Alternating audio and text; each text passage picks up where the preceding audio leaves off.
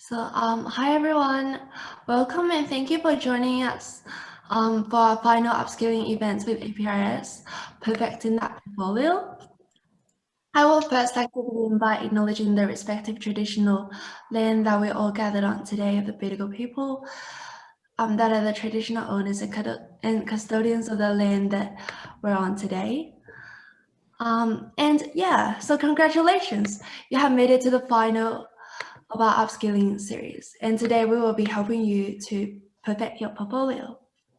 Following from the past two events in our upskilling series, where we covered how to present ourselves in an interview and stand out and impress with our CV, today's event will give you the necessary insights and tips to help you perfect your portfolio.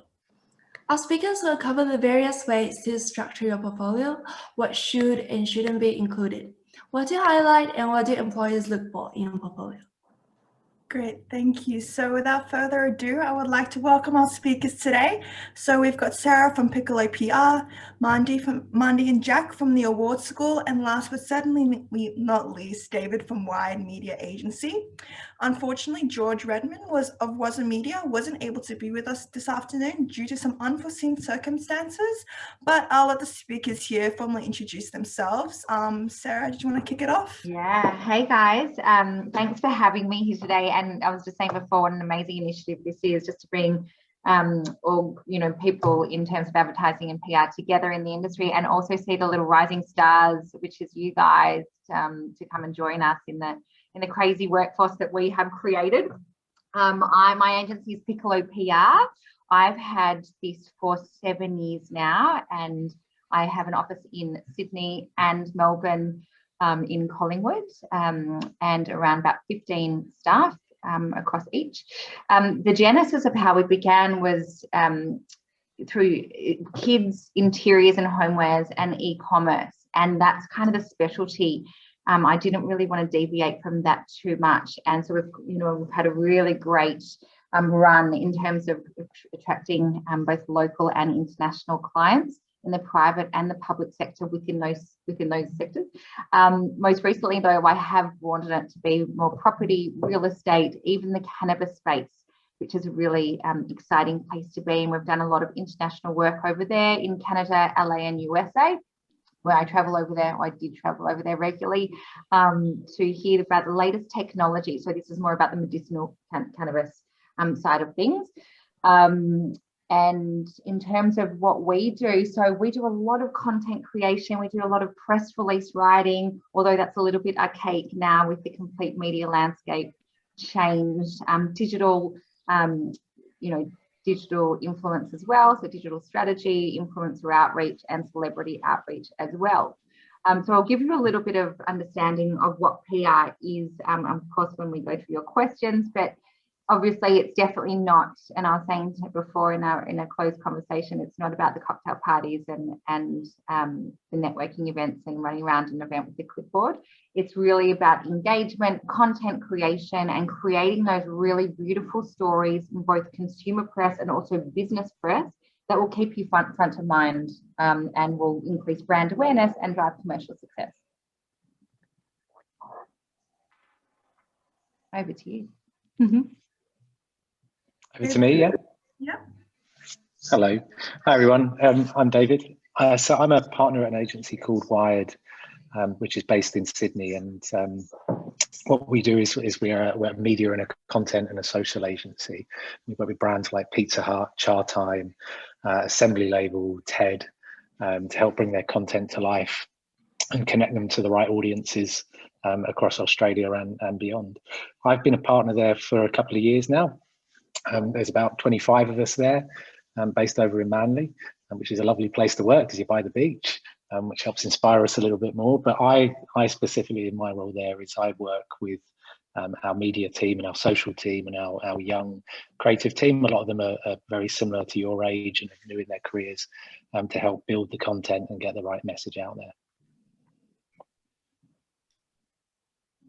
Hey guys, my name's Jack. I'm a creative director at DDB in Sydney, which is one of the ad agencies that have some of the bigger accounts going around town. We've got Westpac, Volkswagen, and I spend every day focusing on McDonald's. So all the nuggets and burgers and fries and all that goodness, I get to stare at on screen each day, writing ads and things. And so, yeah, it is kind of torturous at times, especially around lunchtime. But when I'm not doing that, I, along with Mundy here, co-run Award School, which is sort of the course that anyone who's looking to get into advertising in a creative capacity, be it someone who wants to write ads or be an art director, which is kind of the visual side of it. It's a course all about ideas and creative thinking. So yeah, it's sort of for anyone interested in that side of it, it's a great course. Mundy? Thanks, Jack. Hi, guys. Thank you so much for having me. I always love having this opportunity just to connect to younger people that's trying to find their way into an industry that's perfectly right for them. So I hope that the session offers that for you guys. A little bit about me. I'm the ECD at MNC Saatchi. It's always so funny when you talk to advertising people because there's just another title on top of another title. But basically my job is to look after an entire creative department with quite a few CDs to make sure that we deliver work for our clients. I used to be a graphic designer, then I went into art direction, then I did copywriting, and then I went back into advertising. So basically, if there's one thing that I've learned is that the way into creativity is many and varied.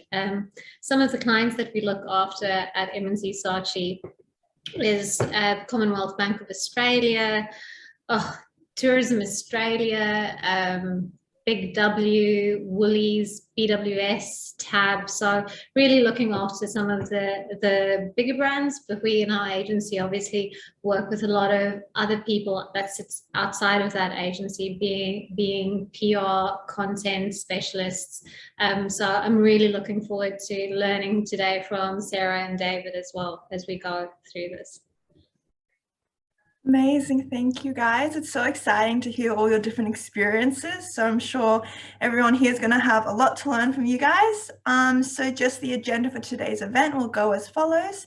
To kick us off, I'll be asking our speakers some general frequently asked questions relating to portfolios and just what our recruiters are looking for during the hiring process. This will be followed by a presentation from Jack and Mandy, and then we'll be separating into our breakout rooms where you'll have the opportunity to get some one-on-one feedback on your own, from your own work. So if you'd like some personalized feedback, please send your portfolios through to aprscareers@gmail.com. So just to kick it off, we'll start with our first question. What is a portfolio and how should students start making one? You guys can chime in whenever you want. I can start. So from a PR perspective, a portfolio is where you house all of your writing, your press releases, your campaigns, the best campaigns that you have, and also complement that with some science behind it. So we're looking at measurements, metrics, analytics. A portfolio is also an opportunity for you to be able to place any awards that you've won or any awards that you've contributed to, as well as testimonial and references from any clients or I shouldn't say clients, or employees, or intern placements, or universities, teachers, etc. So it's a really great opportunity to be able to showcase all of the knowledge that you have in a concise way, but making sure that you deliver the best and making sure that it evolves as you evolve within your career as well. I'd probably add to that. I'd say it's everything that Sarah said, but it's also a way to demonstrate how you think, how you problem solve. A CV is very much about demonstrating your achievements. I think a portfolio goes one step further and shows what's going on inside your brain and how you arrived at that solution, or that advert that the brief might be asking for in there. I always think, so how do you start making a portfolio? There's practical things that you put into it, obviously, but I always say to people, start making a portfolio based on the story that you want to tell about yourself, right? So it's it's often the first thing that I get to see of a candidate, and it's how I make my snap decision. So spend a little bit of time doing all of the things that you do for clients, for yourself. Think about how you want to position yourself. Think, what do you want them to think your strengths are? And then once you understand that story, there's just a lot of practical things that goes into it, as Sarah mentioned. Jack, what are the kind of things that, if you were to ask, like, how do you start making a one? It feels like it's just, you start off with, for me, a story, and after that. Well, like, I mean, going super practical and literal with it, it'd be kind of like, you know, a Squarespace or similar website building tool where you can house all this, because I think the professional standard is that you need it as a website. There's no kind of folio or book like an assignment. And then it's sort of a case of being selective and putting your best work in to start with. And that might be stuff that's part of your studies or work you've done in a professional capacity, but it's probably going to be stuff that isn't. And it's more like, here's some photography that you do in your spare time, or here's some poems you've written, or other ways of showcasing how your brain works and some of the great ideas you've had. Yeah. And Jack, just further to that, I just had to chuckle to myself when you said it's not about the book or, you know, that big presentation, which I can remember going to one of my first jobs, and that's what we had. We'd print it all out, and it'd be, you know, resume and pictures, etc. Now it's just completely online. And one of the advice points that I give to people is just start. You know, everyone's, you know, just start, put everything into the online, and then you can take it away. But what we want to see is a variety of writing. What we want to see is, you know, as you said before, David, about, you know, breaking down the rationale and your thought process behind what you're presenting. So if you just place everything in there and kind of through the process of elimination, you know, you'll find a really beautiful balance of work that you've written or you've created, that, as I said before, that evolves as you evolve too. Yeah. And I like that idea of bringing in outside influence. I think you said that, Jack, about, sure, we want to see what excellent content or advertising ideas you have, but what inspires you? Like you said, photography, design, a scrapbook, a collection of those things, you know? Cool. Love that. Taking notes. Going off what you were saying, which, like, it's another part of the resume, what would you say, like, what would you include in the resume and what would you include in the portfolio? Like, if you have, like, a significant achievement, would you add that into both, or just like one of them? Most people tend to have like a portfolio split between his work and projects I've worked on, and then his, like, the about me section, which might have qualifications, skills, previous employment, information about themselves and who they are, and that kind of thing. So yeah, it sort of is like a tale of two cities. Yeah, I kind of go, it's so strange.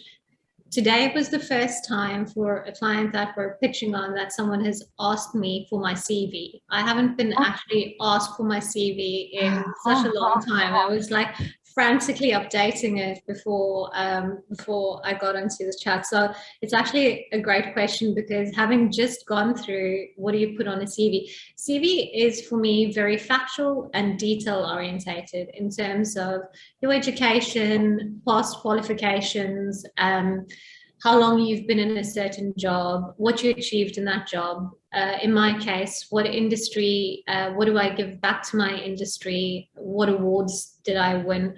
That is it's more like factual, I'd say, where for me, my portfolio is much more a body of work that represents me the best. Then, much as Jack has said, there's a bit of a bio around me, and what makes me tick, how you can get in contact with me.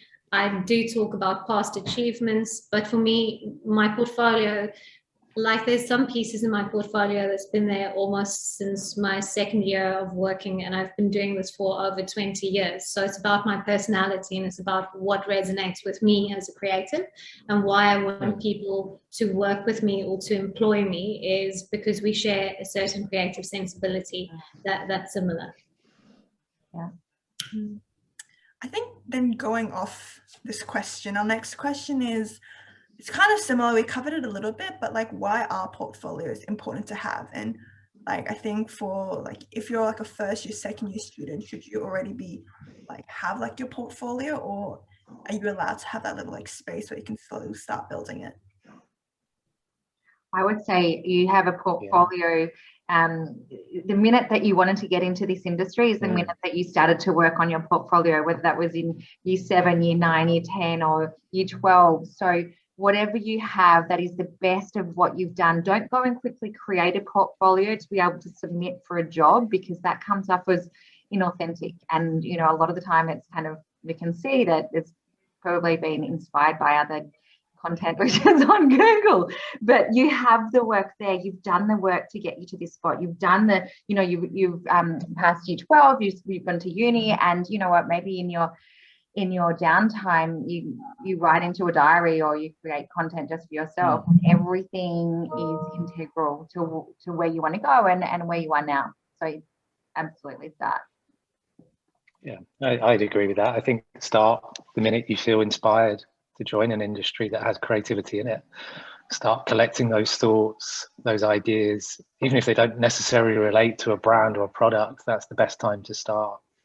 And I think they're important because the CV, as someone said earlier on, is just, you know, it's factual stuff. What's great about portfolios, it's just personal. It talks about you. I hate looking at CVs because I think they're half the time they're not always telling the true story, but a portfolio I think can tell a truer story. That's why they're important for me. For me, quite often it's my first impression that I will have of you if I'm looking to employ someone. So it's my snap judgment that I make whether you will progress to an interview or not. And it kind of is because it tells me everything that I sort of need to know about you at a click, right? So from the font choice that you've made, from the design that you've chosen, from the work that you've included, I get a sense of who you are. But then the portfolio, as I keep on saying, it's very personal. My first portfolio that I made, so I went to a high school that specialized in fine arts. So for 4 periods a day, I got to do fine arts, which was great. And I thought I was going to become a fine artist. So my first portfolio was like this massive thing that I used to lug around to try and convince ladies in the neighborhood that I should be painting a mural for them, right? So I had my first portfolio as a very functional thing because I tried to earn some extra cash on the side out of it. And then when I started to study advertising, I had a portfolio because I was trying to convince the same ladies that I should be marketing, you know, their baked goods or whatever. So I kind of think a portfolio is also a space to show your hustle. Even a lot of you aren't necessarily job ready or going to apply for a job, but use it as a way to test your own hustle and to also see if you can make some side cash. You'd be amazed. I mean, I come from South Africa, so the rand is worth nothing, but I did get to see Europe based on murals that I painted with my high school portfolio, right? So a portfolio can also be something that as you're building it, you're developing yourself as a creative, but it can be a source of income as well. Yeah, good one. I think then just like kicking off those, just like our next question, like we like talked about like personalizing your portfolio and making like it unique to you, but then how do you make that stand out from a crowd of applicants? I know in our previous workshops we talked about like showing your personality, but what's like the like difference between showing your personality and still maintaining that professionalism? Good question. This is a good question. Yeah, I mean, it probably depends on the creative avenue you're trying to go down. If it was something like advertising, it would probably be less on the professionalism side and more on the wild thinking, crazy ideas type thing. So almost, you know, nothing's off limits. I think in my portfolio, I still have a satirical news blog that I set up that, you know, no longer exists, but had some funny articles I'd written and stuff that was just like not like, you know, extremely un-PC, but probably a good example of some of the comedy and writing I like doing. So that made it in there. So it's yeah, I think probably leaning on putting your best professional work in there. So it's like, here's some serious thinking. It's not all just fun and games, but then also going, and here's as much of me as possible that does a good representation of yourself, your skills, and your interests. Yeah. And also, you know, the most simplest things, you know, being authentic and grammar and spelling and knowing the tone. I mean, and I know that, you know, your portfolio needs to represent you, but also when you're pitching for a job, it's like when I'm pitching for a new client, I need to change my, you know, I need to personalize it, and I need to change the tone. I need to change the aesthetics of it, of the pitch, to be able to lean into their brand. And so I think whilst it's really integral to be able to be consistent with your personal branding, it's also really important to be able to, that front cover or that front page, to be able to really connect with your future employer and know and make them know that you've done the research, you know what you're going for, you know a little bit about them. So making sure that everything's kind of kosher. I reckon you could also try and stand out by sprinkling a bit of creativity just throughout every little aspect of it. So yeah, you could have your portfolio website as, you know, your first name, your second name .com, or you could have, you know, your first name, second name, portfolio.com. But maybe there's more of a fun play on words, or a little brand that you give to yourself, or just something kind of quirky that, you know, from the very outset, oh, that's different. I've seen 10 portfolios where it was just johnsmith.com, but this person's given them a brand or something interesting. Good idea. Yeah, I think so. And my take on that point exactly there would be, what story are you telling? And I think you said it Monday as well. So it's, you know, from start to finish, are you telling a story? And I don't think that really matters if if you're an architect and interior design or going into creative communications. All those people are telling stories through their creative output. So when you're putting together your portfolio, think about what's the story that starts on page 1 and ends on page 5 or 10, whatever that is, that carries people through. You know, think about some of the best stories, you know, and best films. They take you on a journey. I think your portfolio should aim to do that. When you're building it, take people on a journey that resolves somehow. And that could be, as you said, Jack, you know, what's your brand? You know, what story are you telling with your brand? Are you a person who likes puns, for example, like I do? If I was putting together the portfolio, it'd probably be littered with puns because I'm a Brit. And that's my story. But I think that's an important one to think about, is not just a collection of things, it's a story, and those things are chapters in that story in a way. So it's so interesting to listen to you, Sarah, because in all of my career, I've never changed my portfolio based on the job that I'm trying to get. But it's just, I think it's because our industries are so different. And also I kind of, my clients most probably is more like the CCO that's hiring me, and who's hiring me for my tone of voice and my approach to work, where I will say, when I was using my portfolio as a tool to get business, I would take certain pieces in and out. So kind of in your head, separate that a little bit. I can say consistently what makes portfolios stand out, especially when I see a person that's extremely junior or that doesn't have much experience in advertising specifically, is I want to see your thinking, and I want to see that you've applied that thinking to something relevant to the industry that I'm in, even if it's just spec work. That's the first thing. The second thing is I'm hiring a creative person, so I want there to be a sense of creativity throughout everything, whether it's the URL that you've, or your domain name, or the writing that you've got in there. And then I think for really young creative people, lean into what makes you interesting. Like you want to stand out from the rest of the people, well, show me what makes you interesting. The guy that we hired a couple of years ago, he plays in a rock band called the Stiffies. In his spare time, he's got a really random poster project which he puts up all over Sydney, which is "Have you seen my chip?" With a hotline that people call into, and then he cuts all of that into his own stand-up comedy as part of a skit. And it's actually just been super. It was one of the things when I saw it, I was like, okay, this guy is just really interesting, because who does all of that?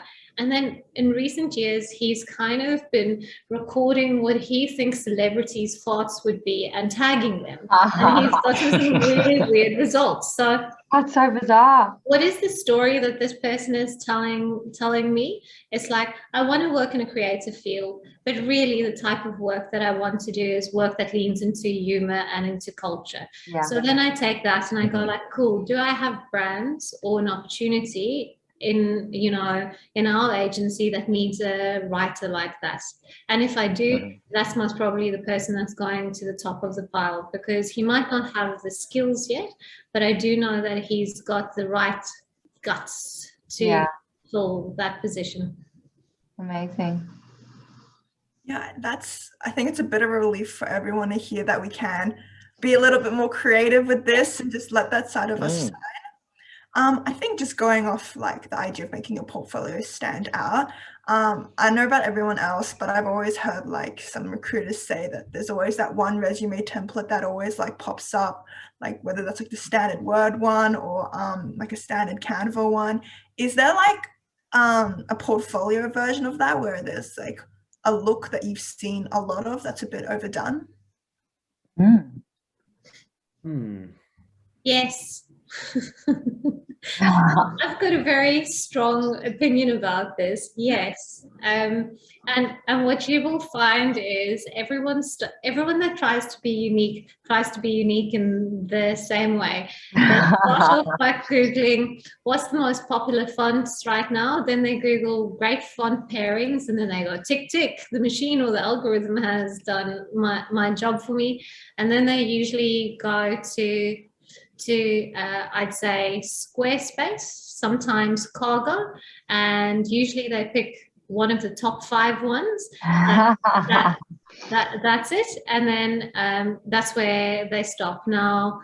And then as soon as I see it, you just look like 3 other portfolios that I've seen before, right? All creative people, strangely, we're into the same things. So then we just become like this homogenous group that all pick the same things. That's cool. Yeah, I think that's really insightful for us to remember. I think just moving on from this, what would you say are the do's and the don'ts of a portfolio? Like, what should we be striving towards, like the creativity side, and like the don'ts, like Mandy mentioned with the top 3 standard templates? I'll maybe just try and counter my negativity with a little bit of positivity. So the first do is design for mobile first. So the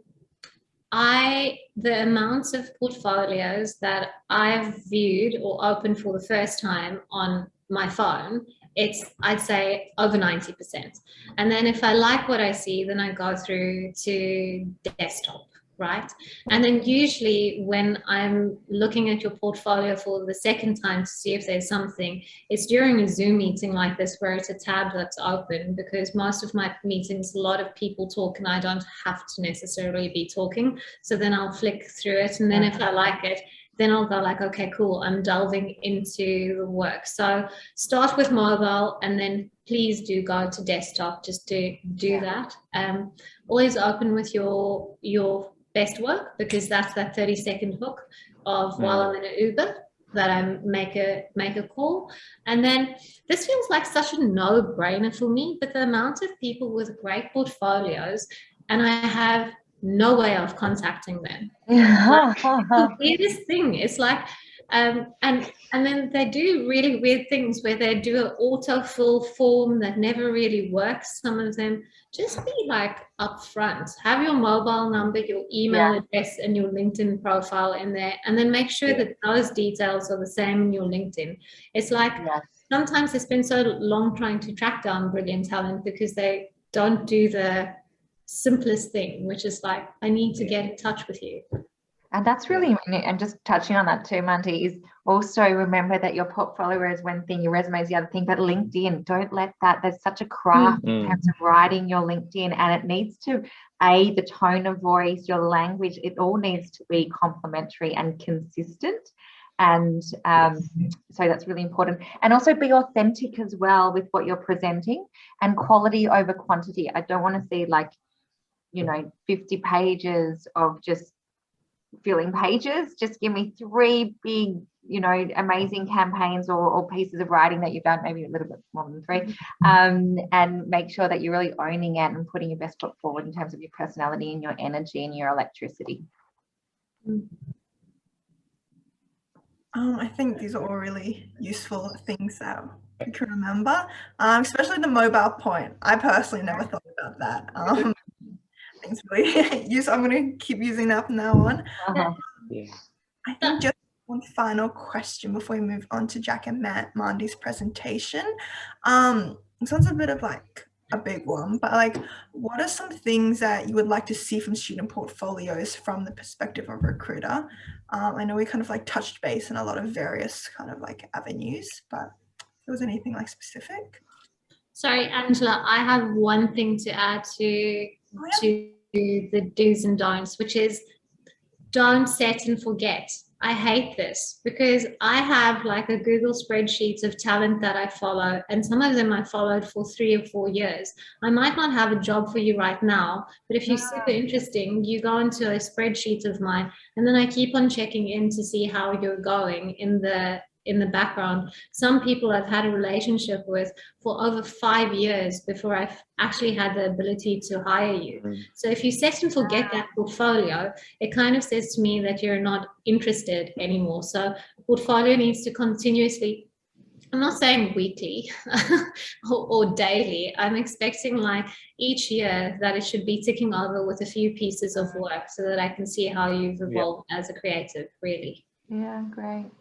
I'd agree. Yeah, it's a small industry. You will meet people again, and like you said, there's always times when you might feel defeated, but doesn't mean that those people don't want you. They just might not have a place for you right now. And if they're tracking you as you are, that's great. So yeah, keep it fresh, definitely.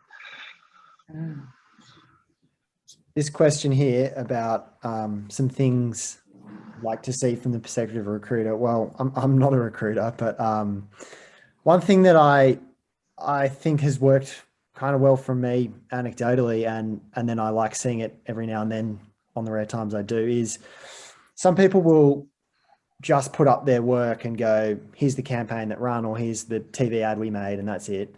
But I like to actually put in a bit of a write-up and a description of a bit of the story behind it all. And, we were given this tricky problem from a client, and they said there's this product, but then we've got all these considerations, and then here was my thinking process, and then here, click and watch the ad. And then I'll maybe even go below that and go, and here, look at the storyboard we did, and here was one of the other ideas that never got made, but you can kind of see the creative process and the journey, and here's a funny behind the scenes photo. And it just sort of, you can get a lot of your personality and your thinking within that. So much of a richer experience for someone who's going and looking at your book. They feel like they kind of get to know you. If you just left it at the here's the ad, press play, then I don't know, I feel like you're kind of selling yourself short, because the truth is to get one 30-second ad made, it sometimes can be a 6-month journey, or longer. Actually, it's probably harder than giving birth to a child. It's longer than 9 months. In recent experiences, we've had campaigns that have been going just on and on and on. So it really is this kind of roller coaster ride, and you want to be able to showcase that and to show sometimes, yes, here was the finished product, and I'm really proud of it, but it's another chance to also go and you know, hint, hint, here's some of the other amazing ideas that the client didn't buy or that we ran out of money for. Definitely. But you can see some of your great work. So it's, you know, recycling's good as well. Yeah, great. Yeah, and Jack, it's interesting because I used many a moon ago, I worked in Bahrain in the Middle East, and I was employed to work on the Formula One account. Now, that's cool, and I learned a lot, but for anyone who's ever worked in the Middle East, you work on one brand and one brand only, and it's not always the most creative work. I mean, it's super fun, great exposure, but Avish and myself at that stage, we just started to do our own spec work that we put in just to show that our brains haven't died. And I've got a whole piece written up around calendar girls sitting in the full habaya, sitting on beautiful sports cars that we did. It would never run, but I mean, it's a hell of a fun idea. And I've got that right up in my portfolio. I've also got, I call it vintage Avish Mandi. Avish is my creative partner, and we're busy reskimming our portfolio, and there's a whole section called Vintage Avish Mandi because I've been working for so long. There's just so many ads. So now I've just turned it it's kind of like in the back of it, like just the stuff that I enjoyed doing when I was a student, but it's more around the story around that, The narrative. So I think that's a great tip. In terms of from a recruiter's point of view, a great recruiter will start off by asking you about yourself, I think, right? So a recruiter is going to want to see who you are, what your goals and aspirations would be. So I think that needs to be clear from your portfolio. So when a recruiter looks at your portfolio, they don't necessarily want to see, oh, you're just a creative person. They'd like to see that you're a creative person that wants to go into interior design, right? So put that lens on it. And then I think for a recruiter, they'd like to see that you're hungry. So what were you doing to aid yourself towards a path of success, right? So when I was studying, I made sure that I entered any and every competition that I could enter, whether it was meaningful or not, because I know I want to be an award-winning creative as soon as I start working in an ad agency. So think about when that recruiter passes a portfolio on to a person like me, what's the tweak that they'll be saying about you, right? So that makes it really easy for them. And then they also just want to know that you're able to do the things that you say you're able to do. Do you have certain skills, technical skills? Are you proficient in coding, if that's relevant to the job? So a recruiter kind of looks for a few more factual things, and then they look for a person with a genuine story and ambition is usually where I got to. The job that I've got right now, Georgie, the recruiter that placed me all the way from South Africa, we had a relationship of over 8 years. Oh, wow. When I was junior, she met me, and she's like, well, you guys just seemed really ambitious, so I always just kept on checking in on you guys. So beautiful. Yeah, I think that's all really important points for us to remember. I think just before we move on to the next presentation section, Sarah, did you need to hop off now? Or? I do. I'm so sorry, but thank you so much for letting me be involved in this, and so nice to meet you guys. I hope to see you in the future, and to all the students out there, just you're in such an exciting industry, and keep on with your studies and just keep on kicking goals, because I assure you, it's going to be a rewarding career ahead of you. Amazing. Thank you so much. We'll speak soon. Bye. Thanks. Thank you, Sarah. I think from here, Jack and Mandy just have a presentation just to give us a proper rundown on like portfolios and how to actually get into the advertising industry. Jack, if you're okay to. Yeah. Perfect. Thank you. So guys, we won't labor this too much, but there's just it was just like I felt this was such a great opportunity. So I wanted to give you as much information as possible, and don't worry about taking notes on everything. We will share the PDF with you guys, and you will have all of the information, but it's just useful for some stories. So summarizing, make it personal. It's a snapshot of who you are. Less is more. So open, strong, and remember you're only as good as your weakest piece. Don't be lazy, customize those templates designed for mobile and desktop, and don't set and forget. Constantly improve and update that portfolio. Then sorry, go on, Mandy. Then a few juicy bits if you want to go into advertising, and then I was going to hand over to you, Jack. Well, actually, no, this would be a good one for you to talk about, because these are lots of the agencies have different kind of grad programs and things. And the first one there, M&C Saatchi Open House, is one of the better ones. And Mandy, you've set that up and you are involved with that. Yeah, so what we do is we run free webinars to anyone who signs up, and then you do a few projects, and then we adjudicate those, and then the best ones get to present to a client, because it's one of our clients, because it's a real brief, and then we hopefully place you in the agency after you've gone through an internship. And it really is aimed at anyone that just wants to try and get their foot in the door. Advertising is a weird industry. You don't, like my first CD, he used to be a bodybuilder that just walked into Ogilvy and said like, hey, what do you guys do? And he never left. So anyone is welcome. Ogilvy has got the Goliath program, and it kind of works the same, except that you kind of have to put in an application, and then they pick you, and then they take you through a 12-week course. And TBWA Melbourne has something called the Fresh Fries, which they actually take you.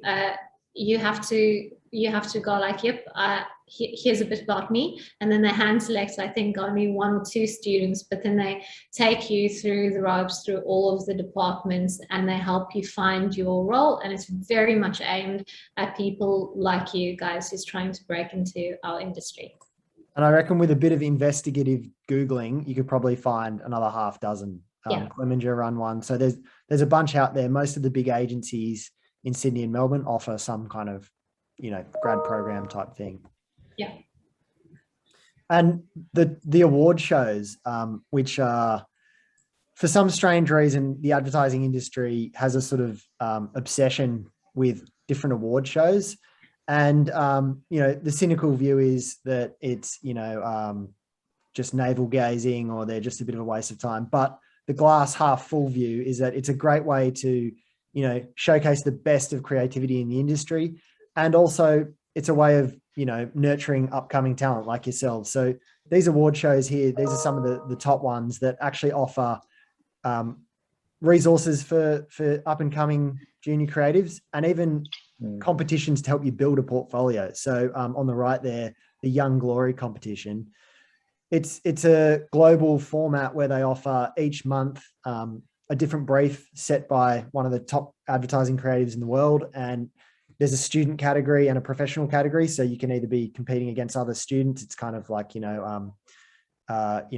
apples with apples type thing. And it's just a really great way of being able to flex your creative muscles and hone your skills when you're getting going, because, people like Mundy and myself actually notice the winners of these.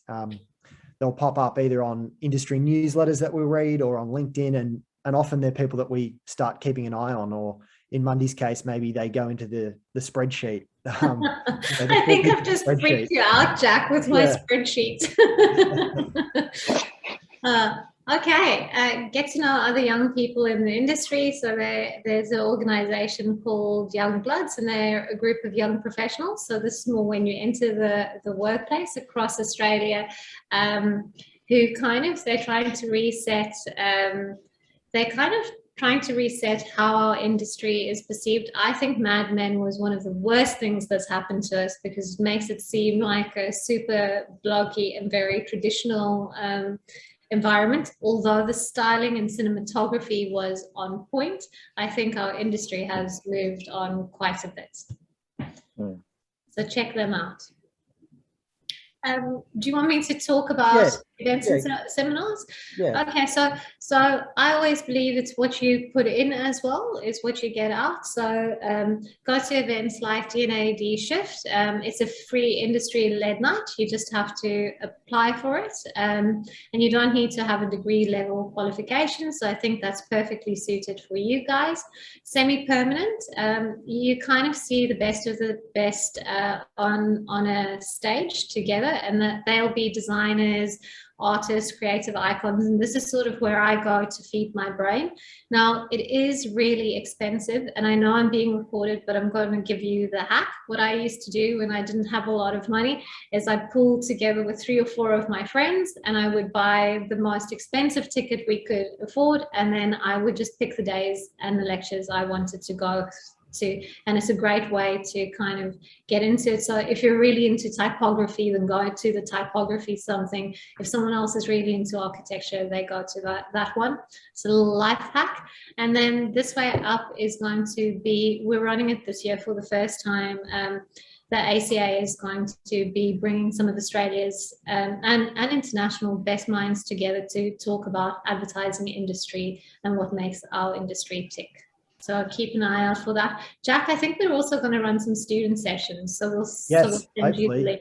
Yeah. When this bloody lockdown lifts, we'll be able to sort that all out. But and then, as I mentioned, if there are these different industry competitions and things that you enter, they often get reported in trade press, which are sites like Campaign Brief, Adweek, and there's dozens of them. But they're good to kind of keep an eye out on, because often the new competitions and student things will be posted here, so you can kind of find out about them first. I know there's so many of these kind of cool workshops or like the M&C grad program that, unless you're reading about it in some place like Campaign Brief, you just would never really know about them. So I think it's important to kind of keep your finger on the pulse a bit.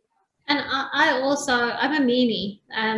When you do get to interview with me, I kind of will throw out a question just to make sure that you are across the things that's happening in our industry, specifically Australia-wise. So expect that usually as an interview question a lot of the time. So read the trade press, and then stalk the best work that's out of there. So I've kind of summarize this going like, if you go UK, USA, Europe and Australia, here's the award shows that I think you guys should know about. D&AD in one show, find out when the shows are running as well, because it's quite fun to, Jack started this great thing called Tipsy, where you can get to bet on who's going to be the winners. And we have great fun with it at awards quite often. But I think that if you want to know who you're competing at a global level, even on a student level, these are very good places to understand the quality and the level of work. And then awards is kind of our local show, but that the people from New Zealand, Southeast Asia and Australia enters that. And anyone can attend or watch it free and live. So next year when it comes around, have a look at the best that's winning in the region. An award stands for, I'm going to get this wrong, but Australian Writers and Art Directors something? No? I think it is. Yes, I think you're right. There's some acronym about that, yeah. But yes, the Writers and Art Directors of Advertising, this is where the best work gets kind of awarded. Which is a segue into Awards School. And that is really the course that Mundy and I have been co-running for the last couple of years. But it's been, as it says there, established in 1983. So it really is an institution in the Australian and even Australasian advertising scene, where kind of anyone who's anyone at some point in their creative journey in Australia has probably done this course. One of the more famous alumni would be David Droga, who I think he might have done the first year of the course or something, but kind of all the big wigs in the industry do this course, and going one step further than that, they actually lecture at this course, and sometimes they tutor or judge the course. It really is a case where you get amazing access to the inside workings of the minds of the most creative people in the advertising industry. Yeah. And we're having an application workshop that will go into it more.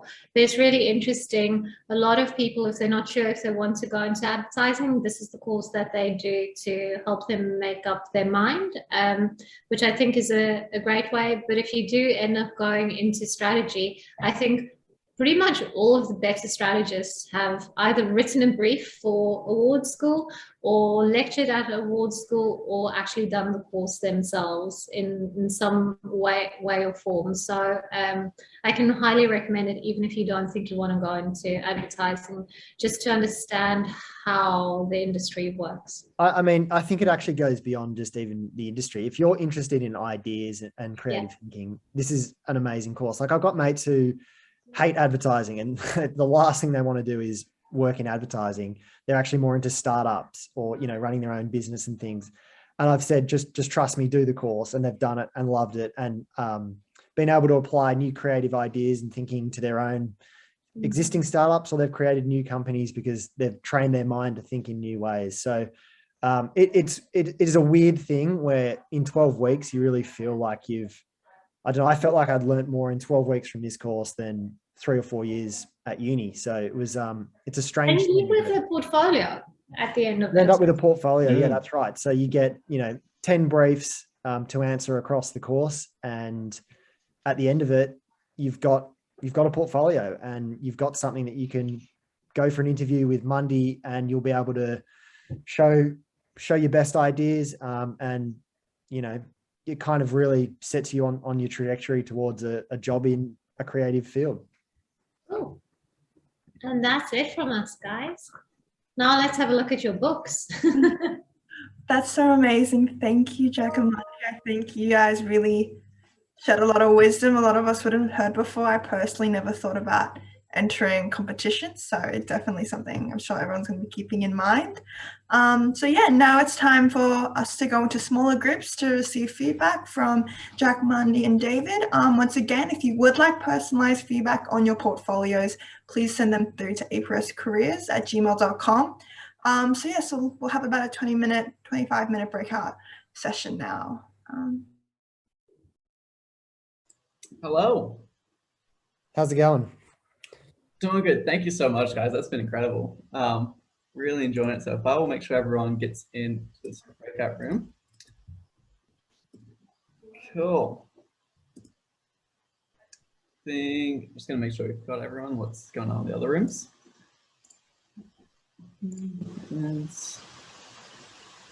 Yeah, looks good. Cool. So we've got I believe 4 of the student portfolios so far, and a reminder to everyone who is joining us to please either link it in the chat, send it to our email, so we can get some personalized feedback here.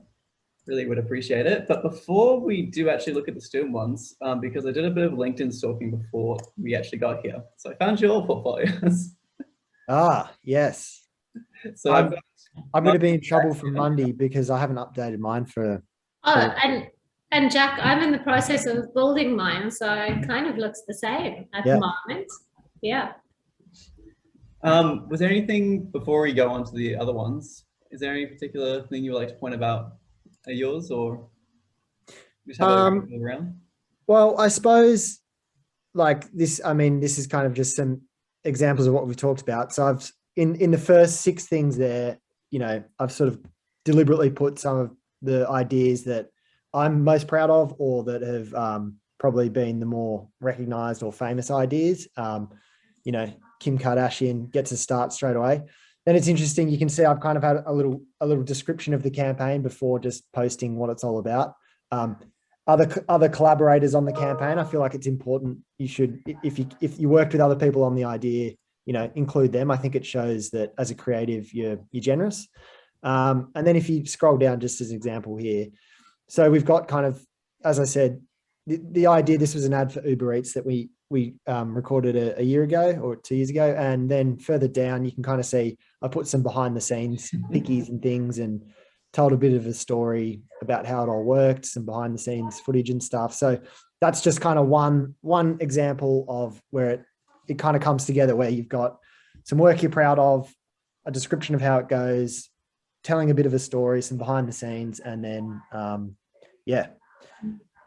at that point, you kind of, if you've got, you know, another than a personal project or something else in your portfolio, you're probably in a pretty good spot. But yes. Yeah, I think that's a very interesting one, because I'm sure many of us have actually seen this around, and then you can see the man behind it. Yeah, it was a Well, fun the one. I feel people. like we filmed this sort of a few months before COVID, and I feel like I'll never be able to fly over to LA and film an ad again, because now it'll just be done, you know, as a Zoom call or something. But it was nice to go over there at least once. Yeah, so we'll go over to Mandy's. Is there anything else you'd like to point about yours? So maybe let me talk a little bit about why I'm changing it at the moment. So I found that the SEO on this specific site was really bad, and it was becoming too much of a mission to change it. So I just actually needed a better back end, I would say, in terms of a way, and it's something that I didn't mention, but just do work on your search so that when they type your name in, you're the first person that comes up, I'd say. And then the second thing is, I've kind of had, Avish myself, he's my creative partner. We've worked together for a really, really, really long time. I'll click on the Bahrain, the Habaya lady at the bottom. That's the one that I spoke about. Oh, the Ferrari? Yep. So this was when I was in a creative drought where I was just making the Fast and the Furious ads. So this was one of the spreads that we actually shot, and there was 12 of them, which everyone was like, "Are you guys crazy for doing them?" But they kind of became collector's items. And Avish and myself have worked together for, I think, over 15 years. So we're creative partners, and we're joint ECDs. So sometimes what happens is you end up with another person and you build a combined portfolio. I think for you guys starting out, that'll be unusual. I wish myself at the top, we've got Love and Sweat. That's kind of everything that we put in that little thing, everything that goes in here. It's been a lot of hard work, but a lot of love has kind of gone into it. In terms of the selection of work that I've got in here, some of this work is really from when I was kind of a student still, right? So the cat one was like student work that I did back in the days, all the way to the top, which is interesting when if you click, for example, click on the one with the drone.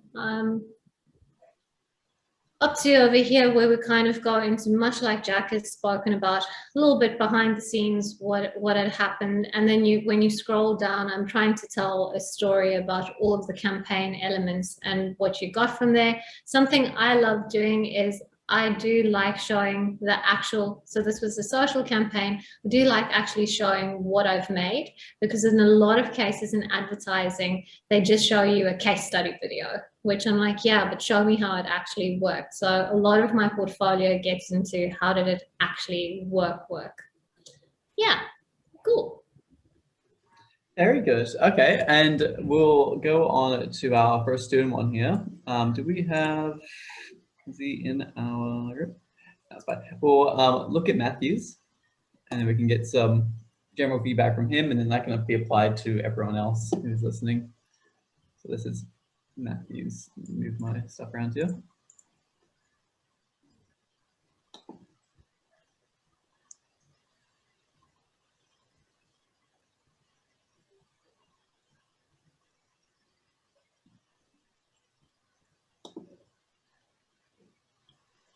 Okay.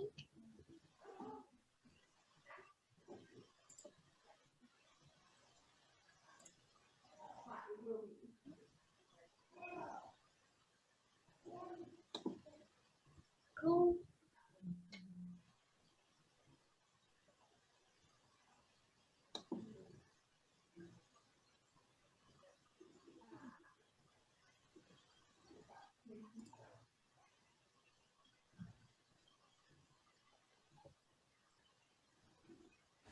I'm looking at it on my phone as well, Matthew, if you're there.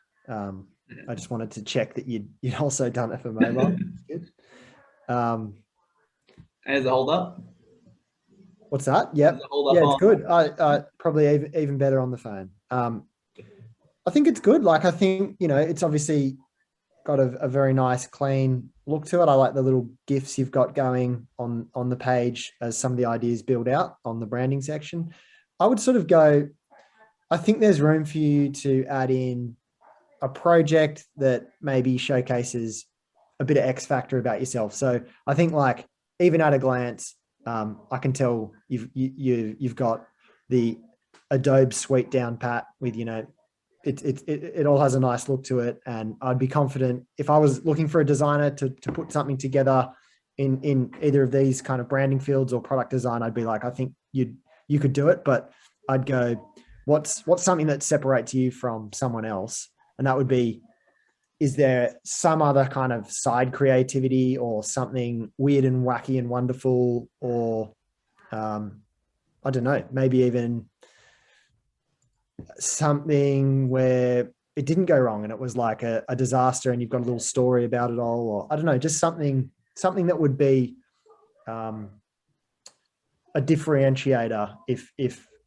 there were 10 other designers with other solid portfolios. What would set you apart?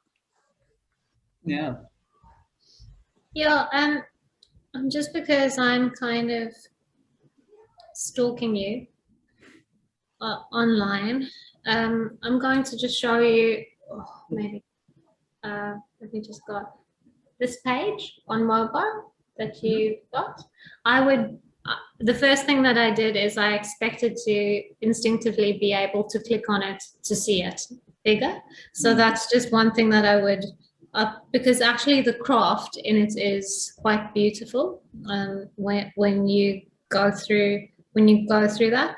I think on your in your hey, I'm Matt, I'm a product and visual designer studying at UNSW Sydney. I think you can inject a little bit of tone. I don't know you and I'm planning on taking over the world would be how I would end that sentence. So I'm just giving you an example, but immediately I go like, what does this tell me about you?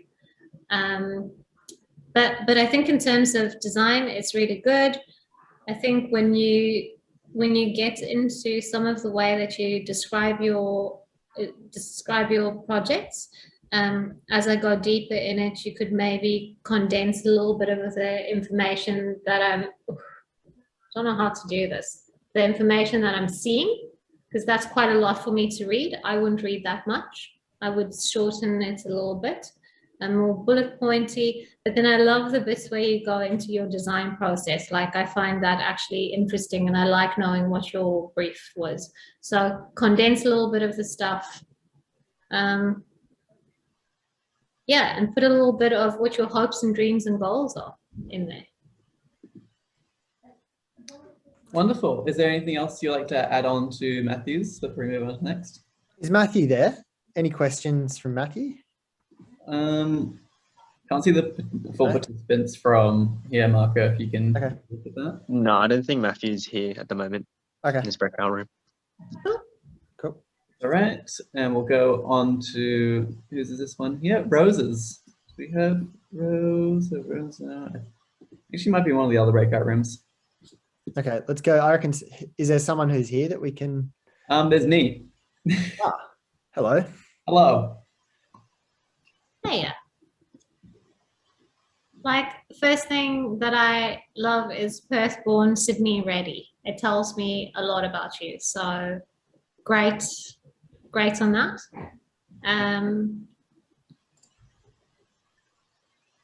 Do your work. Telstra. Yeah. Cool.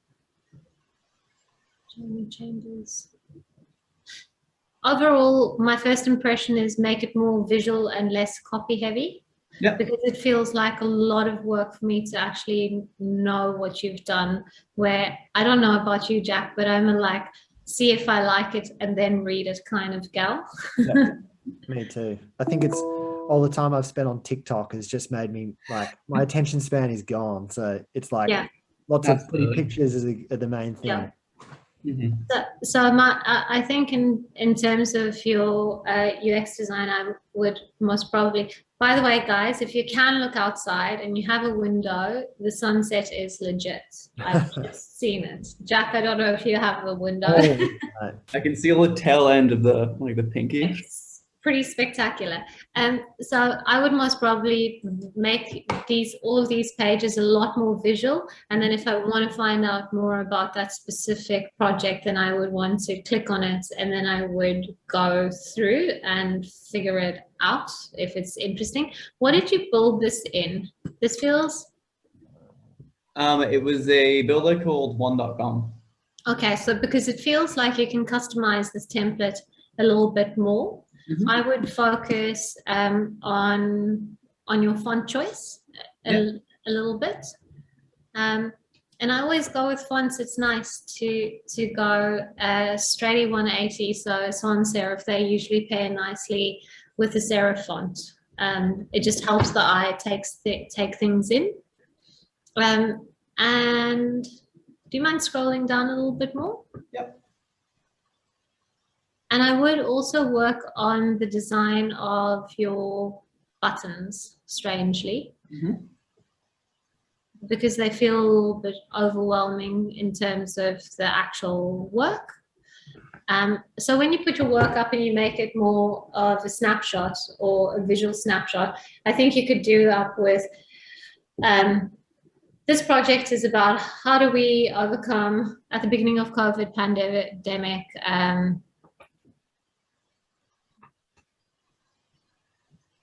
cool. So how COVID brought me closer to new uni friends, right? A project that explores that. And then I go like, oh, this is interesting, big visual, that sounds interesting. I'd click on it and then I'd want to explore it a little bit more. And then when you do click through on that project, I think Jack's way of showing behind the scenes, the thinking, anything visual that happened, it's good. Put it in there, kind of view these as little mini portals that takes you into new pages, essentially. Yeah. Cool. Fully with you.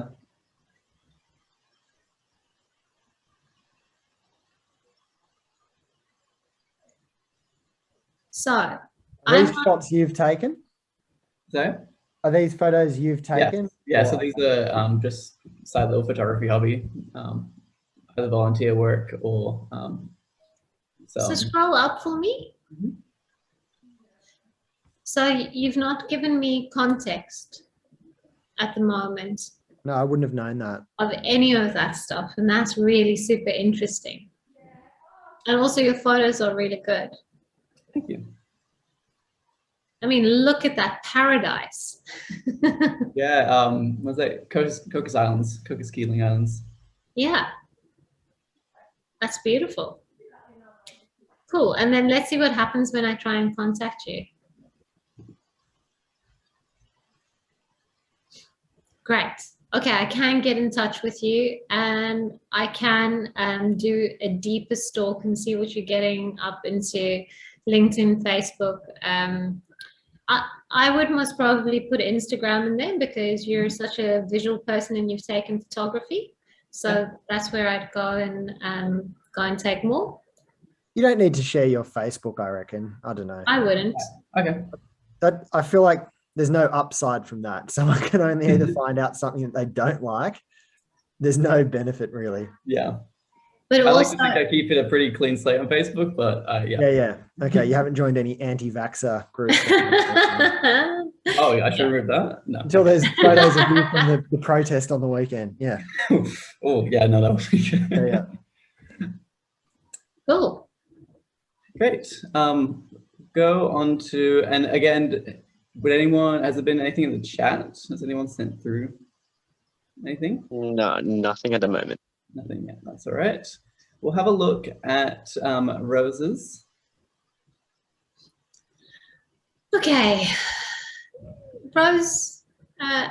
Can you click her name, Rose, on the left there? What's the homepage? That's the homepage. Oh, no, okay, that's the homepage. So I would most probably spend the tiny little bit extra money and pay it to Wix so that their ad doesn't come up before mine does. Wix as a template is actually where I'm building my new site, and I really do rate them after quite a lot of research and trialing other templates for being able to customize a template, which I think is really good. And you can also bring in fonts from anywhere and customize and bring in video, etc., etc.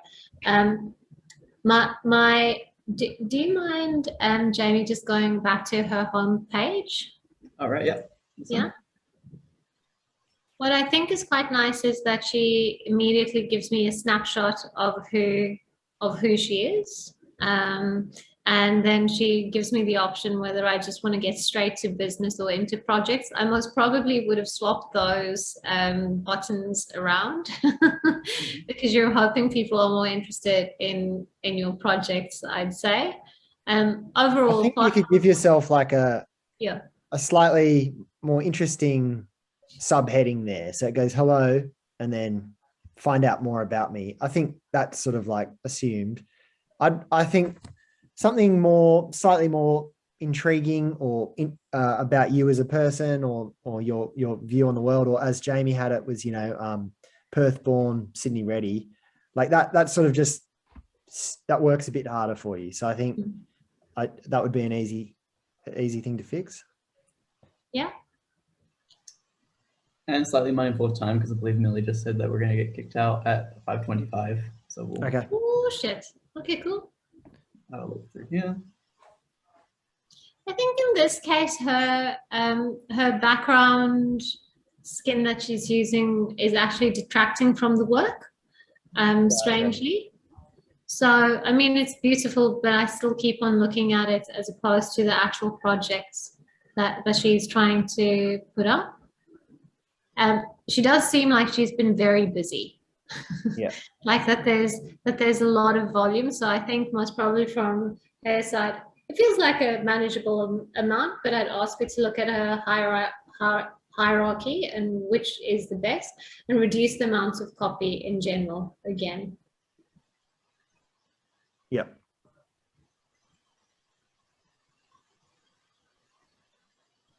I mean, I've never done this before. I usually just have, and I don't even have it anymore. I don't have my CV on my website anymore, but I used to have a download my CV back in the day.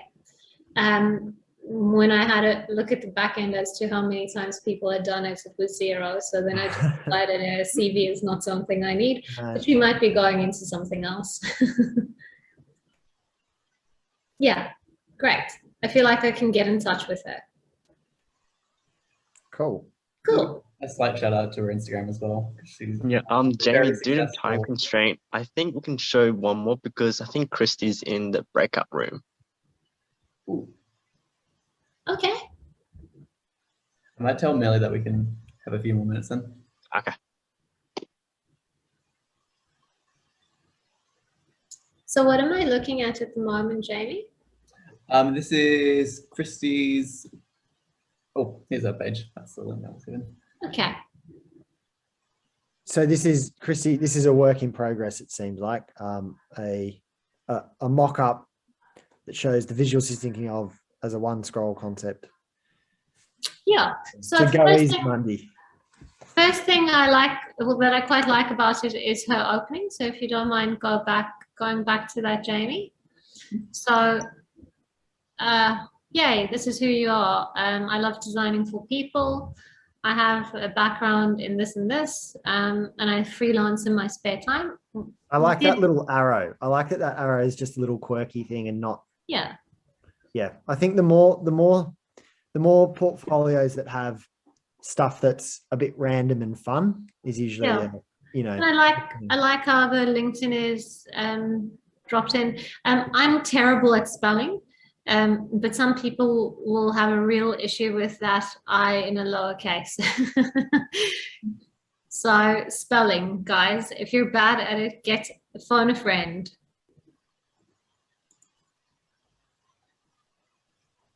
Cool. Yep, I think this is pretty cool. This Like feels it's good. simple, visual. Do you mind clicking on graphic design on one of the tiles? I want to see what happens when I click on it. Oh, on this one? Yeah, for example, does it take me something? Okay, cool. So, Jamie, this is kind of what I meant in terms of she's got a hero thing that then takes me into the detail, but she's keeping it visual just to keep me interested. And then if I'm interested in it, then I'll go deeper into the design project, which I think is good. Absolutely. Looks cool. Yeah. I would go like this so far is a pretty good portfolio. Hmm. Oh, that one doesn't work. And I think she's also done a good job to not let her template overshadow her work.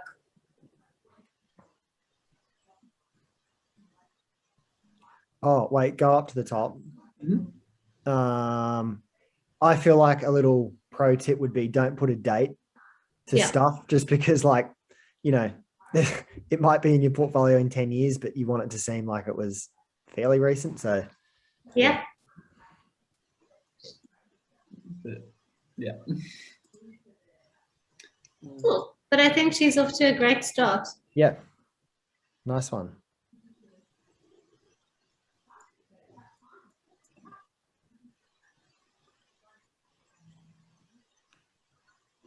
No, Christy, was there any questions that you had? I haven't been able to look at the chat very much. Was there any specific questions you'd like to ask about a page that you maybe want me to? That's okay? Okay. Oh, Christy, you're on the call. That's great. Looks really nice. I think you need to iron some bits and bobs out. It was good. Yeah.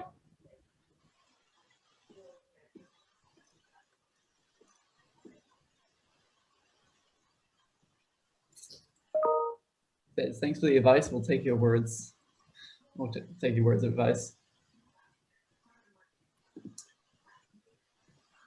Sweet. All right, so I'll bring us back over here. They're going to start pulling us out soon, so I'm just going to have a chat with Millie. Any closing thoughts?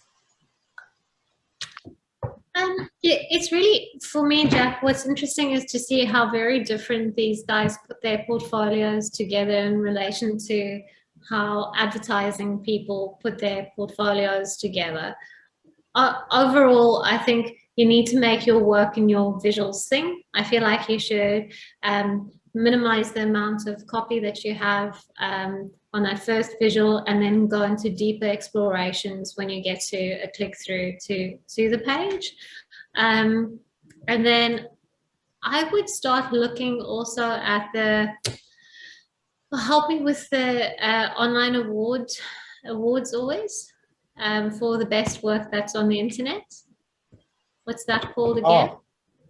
I want to call it the Giphies, but it's not. The Webbies. The Webbies, sorry. Webbies. Right, yeah, the Webbies. Webby Awards. Go and have a look at the Webby Awards and steal and stalk from the best online design, because they've got beautiful ways of showing information that I think you guys can just hack and customize and make it your own. Yep. Yep. And that is actually another good tip, is like, go out there, look up and find the best designers or whatever kind of creative field you're interested in. Find those people, look at their portfolios and see how they're kind of doing it, because you'll be able to get a big hint by going, okay, if, you know, one of the world's great designers designs their portfolio like this, you know, maybe that's a good steer. Absolutely. And I think once we do get pulled back to the main room, I think we're going to have some time to ask a few questions. But if you'd like to get a bit more, I guess, personalized feedback, or like a smaller group question, because I think we are still hanging on for the other group for another few minutes. Yeah, don't be shy, guys. We're here now. Yeah.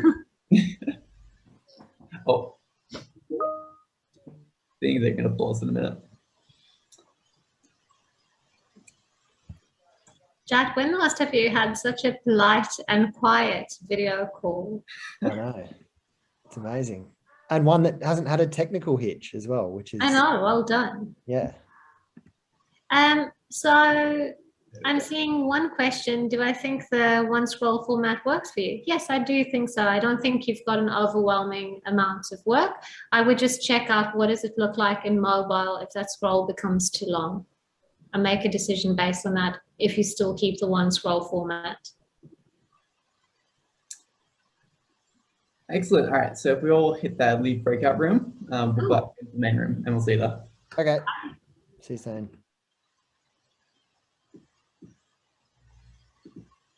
Did anybody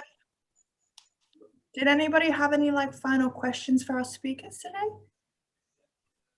Send it in the chat. If not, it's all good. Let's give it a couple seconds.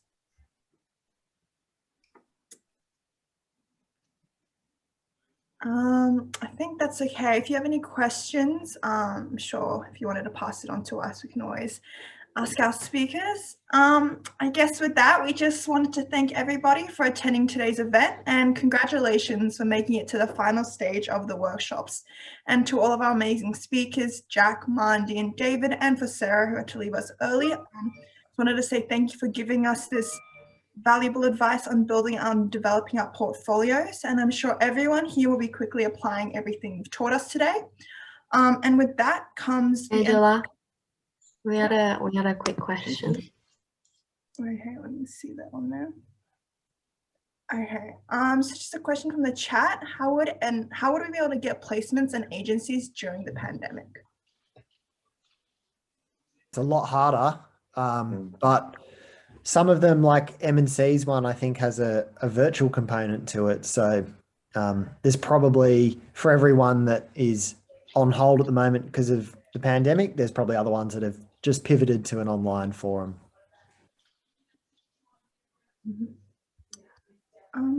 Sorry, we do have ways that we onboard new starters, but I think if you're looking for kind of an internship, it is a tough time to do it. That said, what I do think you need to do is you need to reach out to all of the agencies do have careers or a HR person that you can reach out to, and they usually do let you know when internships or sessions are running again. And then also another way that I used to get placements at agencies when I was trying to get just some job experiences, I used to look out for when they win a new client. So if they win a new client, that's when I'd hit them up and go like, you've just won a new client, I don't want a job, I just want some experience, could I come and job shadow for a day or two? And most of them are really happy to have you because it seems like you're interested in their business as well. Yeah, I'd agree. I think when times are tough and there isn't as many opportunities around, try and make a personal connection. Read the publications that Jack and Mandy showed you, and look for where the movement's happening, look for where the wins are happening, and try and connect to some of those people in those businesses. You might have to keep banging the door, but eventually someone will go, "Yeah, come on in, you can help." It's kind of the one who makes the most noise sometimes, I think. Yeah, it's a bit of a tricky time now, isn't it? Were there any other final questions? Nope. Okay, that's all good. So yeah, and with that, we just come to the end of APRS's first annual Upskilling Unlock series. So we thank everyone who has attended this workshop or our past two, nailing that interview and crafting your CV and cover letter. I hope you all feel as if you've gained valuable skills to start or continue your journey within the industry. So just once again, a big thank you to David, Mandy, and Jack. And just now, if possible, could we please have everyone turn on their cameras just for a quick photo? Really, is that okay if you can? I will stop sharing so I can take the photo. Give me 1 second. Okay. Okay. Can I get people to turn on their cameras just so we can get some faces on the screen? Cool. Okay. Here we go. 3, 2, 1. There we go. Got it. Perfect. Yeah, so that just wraps everything up. So just coming up next week, we'll be hosting our Study with Marlong event on Discord, where you'll be able to join a big study group session, cramming for finals together. So bring your favorite snacks and comfiest sweats. If you are interested, please fill in the rego form that's sent into the chat. And keep your eyes peeled on APRS's Facebook page for more information about the event as well.